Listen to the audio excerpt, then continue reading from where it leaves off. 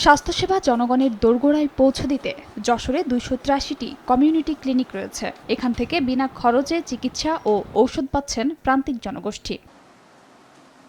গত ৬ মাস ধরে জেলার ৮টি উপজেলার কমিউনিটি ক্লিনিক থেকে কোনো প্রকার ঔষধ পাচ্ছেন না সেবা প্রত্যাশীরা। কমিউনিটি হেলথ কেয়ার প্রোভাইডারের দাবি, ঔষধ ও জনবল সংকটসহ নানা সমস্যার মধ্যেও পরামর্শ প্রদানের মাধ্যমে গ্রামীণ স্বাস্থ্যসেবা কার্যক্রম অব্যাহত রেখেছেন তারা। দীর্ঘদিন ওষুধ না থাকার কারণে সরকার সরবরাহ না করার কারণে আমরা এই চিকিৎসা বিলম্ব বোধ করতেছি। ভিটামিন নাই, টিকা নাই, ডায়াবেটিস ওষুধ নাই। ওই জ্বরের জন্য আসে ওষুধের জন্য আসি, তো ওষুধ খাই, কি ওষুধ নেই। পয়লা মাসে যাও এটা পাওয়া যায়, আর তারপরে তার পাওয়া যায় না। যদি অতি দ্রুত কমিউনিটি ক্লিনিকগুলোতে যদি ওষুধ দেওয়া হয় তাহলে এই গরিব মানুষ খুবই উপকৃত হতো। ওষুধ পেলে আমাদের সেবা কার্যক্রম আরও গতিশীল পাবে এবং মানুষকে আরও দ্রুততার সাথে সেবা দিতে আমরা সক্ষম হব। গত ৬ মাস ধরে কমিউনিটি ক্লিনিকে কোনো ওষুধ সরবরাহ হচ্ছে না, যার কারণে গরিব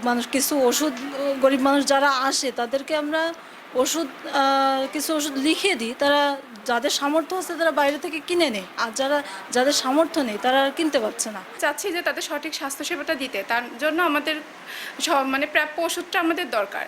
অবশ্য স্বাস্থ্য বিভাগ বলছে, ওষুধ সংকট নিরসনে এবং জনবল নিয়োগে উদ্যোগ গ্রহণ করা হয়েছে। অতি সম্প্রতি এই সমস্যাগুলো সমাধান করা হবে এবং ওষুধের যে এখন যে দুর্বলতা রয়েছে, ওষুধ কম চাহিদা, সেটা আগামী সেপ্টেম্বরের ভিতরে আমরা পেয়ে যাব।